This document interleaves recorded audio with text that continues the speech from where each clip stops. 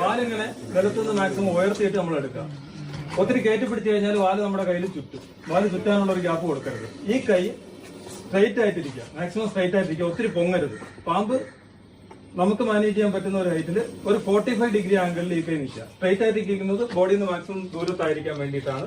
താഴ്ന്നിരിക്കുക, നിവർന്നിരിക്കുക, താഴ്ന്നിരിക്കുക, പാമ്പിനെ ഹുക്കിലേക്ക് പൊക്കുക. ഇതുകൊണ്ടാണ് പാമ്പിനെ ഉയർത്തുകയും താഴ്ത്തുകയും ചെയ്യുന്നത്. ഈ കൈ തലയുടെ അവിടെ നിന്ന് 1/3 ഭാഗത്താണ് നമ്മൾ ഹുക്ക് ഇടുന്നത്.